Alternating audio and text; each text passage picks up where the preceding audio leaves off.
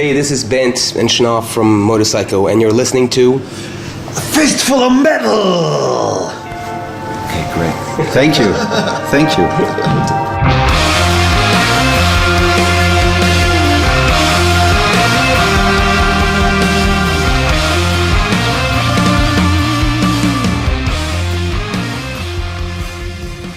When I saw the Motorpsycho posters for the show, I remembered because I saw you in the early 90s in University of Frankfurt, yes, 2 times. And I remembered that you wore metal shirts at the time.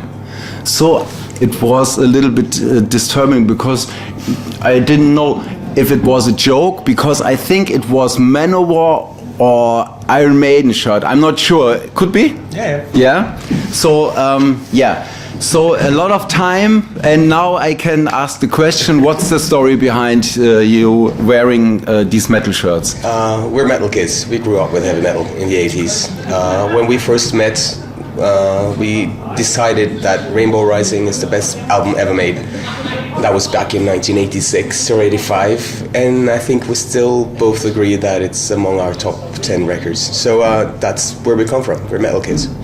So we wear our Maiden shirts and our Manowar shirts and everything proudly.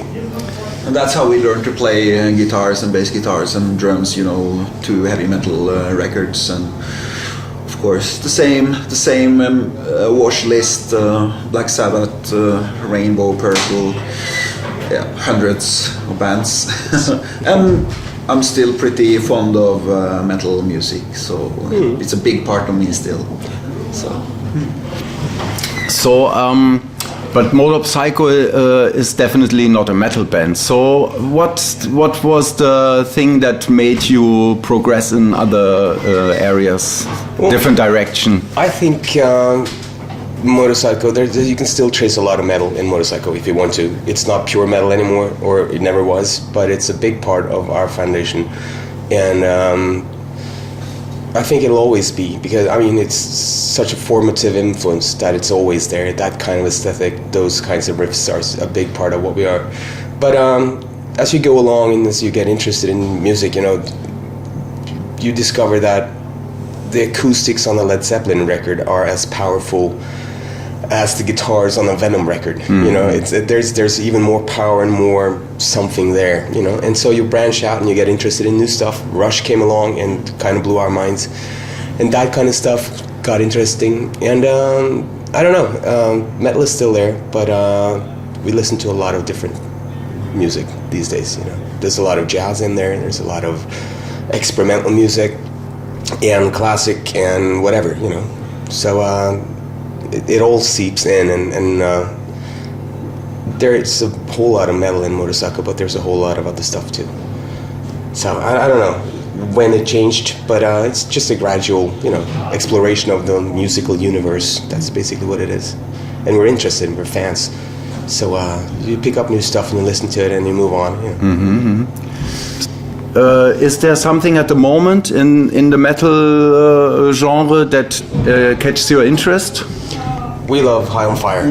That's one of our favorite bands. Really like that. And you know, the whole Sleep and Ohm thing too. I don't know if you can call that metal, but that sort of stuff. We like Sun a lot. That's not even metal, but it's metal in one way, you know, that kind of stuff. But the fringes, the stuff on the outside, the experimental metal stuff. Okay, like that. That's great. I almost got everything I would like to know. That's cool. Yeah, that's great. Thank you. Yeah, sure. What you said, Rainbow Rising is top list. What else really is important for your Well, music? you can only trust the first 6 Black Sabbath records. You know, that is a huge thing for us, and you know, we're not trying to hide it. That's a big thing for us. But also King Crimson, if you can call that heavy metal, that stuff, you know, is also very much a big thing of what we're into at the moment. Vannegraph, Generator, the early gnarly stuff, Magma, that kind of stuff. But metal records, ooh. Led Zeppelin 3. We were talking be horrible. about the old Mausoleum label yesterday, actually, because we were remembering the record collection. So I found an old Killer record there, you know, and it works so great. It's so good. It's so raw, and you know, it still works after all these years. Even though it went through like the 80s, maybe 80s and 90s, I wasn't that, you know, during the 90s I wasn't that interested in metal music, but it came back somehow. With High on Fire, like Ben said, I really felt this rekindling of a fundamental energy within, and it all came back to me. So. Just 3 weeks ago, I was on a big Motorhead spree, so I just pulled out Overkill and Bomber, and they are still as fierce as they ever was. Those albums are fantastic. Also, fundamental thing for me. I remembered I was a young kid when Metallica Kill 'Em All came out, and this blew my mind. But it's always when I meet friends and that they are into metal, and we always have, like, when we start the Metallica discussion, what happened to this band? It's endless. It's endless. Do you have some ideas? If you care about the band, I don't know. I think the balance, the lukewarm water between Hetfield and Ulrich was Cliff Burton, and when he died, the balance got thrown out. Something happened, like, within the chemistry of the band, and it got weird. And of course, success like they had, that will change you. That will change anything. So I think that might be a big part of it. So him. Yeah, definitely. Something happened after Cliff Burton died, and Ride the Lightning and Master of Puppets is still among the very best that came out there. But nothing is worthwhile, I guess, after the Black Album. I don't like the songs anymore. There's no songwriting going on. So that's so funny, because they hired somebody like Bob Rock, and I think the songwriting from that point on, it went down. I think Justice for All was a very interesting album, even after Cliff Burton's death. But maybe it took a little bit over that. Yeah, I mean, there's no bass on that thing, you know, and then if you have to have bass in metal, you know, for it to sort of work. It would be really nice. I saw some rumors that they're actually thinking of remixing it for the whatever anniversary reissue. That would be nice to hear what's actually going on there. That album would be so much better with the whole spectrum of things in a proper mix. I did it for fun. You can get the isolated tracks, and I made Justice for All. I get the tracks, and I heard just with bass. It's better. You can. That's cool. Nice. It's really, he's rough playing, and that was the good thing about the 50 blah blah EP that they made, the first with Jason Newsted. It was really the sound was great, and they had this energy with the bass guitar. No? For sure. No, but what happened to Metallica also happened to a lot of other bands around that era, mid 80s and then into the 90s. They all wanted to be on radio and be huge in America, and even Maiden started getting soppy. You know, it's like we have to have the big Def Leppard style choruses and all that kind of production value, and that is actually what happened on the Black Album, you know. And if you start doing it for those reasons, you're gonna lose your soul at some point, you know. And I think Metallica did. So how did you manage this with your success? we haven't had any. We had never had a hit. You know, that's the boon. You know, it's the best thing that ever happened to us. We never had a hit that we have to play every night.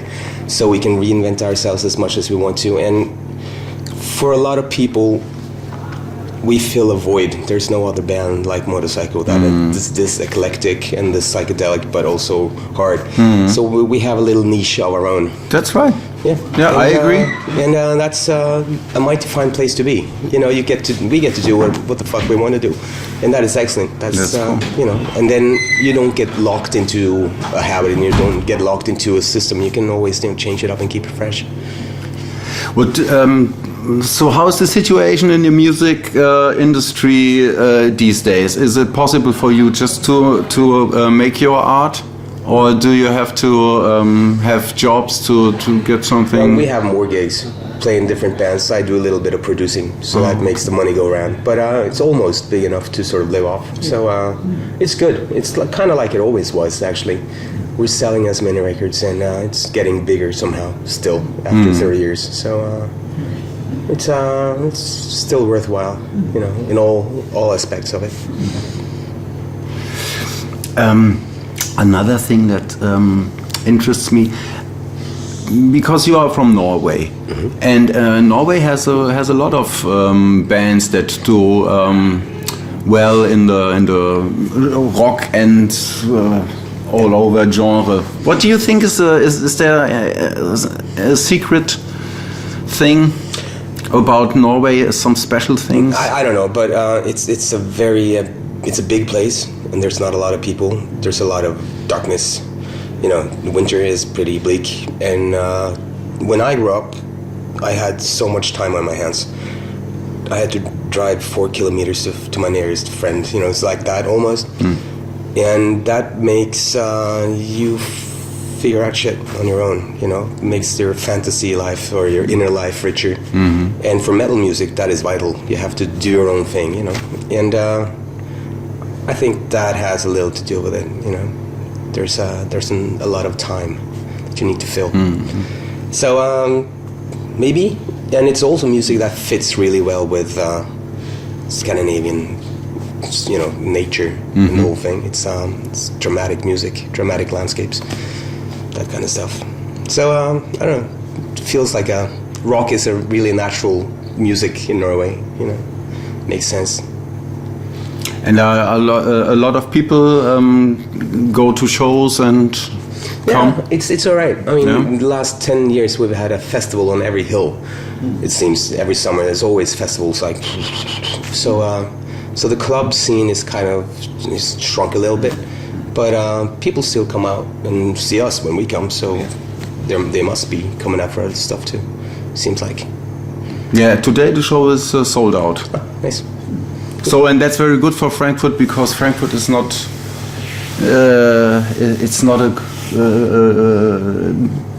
not known for a big rock and scene, not anymore. No, we haven't played it went down. Yeah, we played Jules Bockenheim a few times. I can't remember last time we were in Frankfurt. We played the Jules Bockenheim twice, and in the canteen over at the university twice. University was the Kotz. Yeah, that's where I saw you. Yeah, we two must times. have been here once or twice after that too, but I don't remember where. Yeah, but that was a good time. The 90s here in Frankfurt was very good. At the Kotz, I saw you guys. I saw Victim's Family, and they even had Mr. Bungle. Yeah, but upstairs at a bigger place. So that was a good time. But well, every city goes through its ups and downs. It's like, we hope it comes back. Yeah, when we started out in the early 90s, there was a huge hardcore and into grunge, that kind of scene, you know, alternative music, and that kind of died for a while. But now there's a jazz conservatory in Trondheim where people go and learn jazz, and those people they're doing projects like experimental music, jazzy stuff, and then now they're playing pop music and other musics too. So it's kind of coming back a little bit.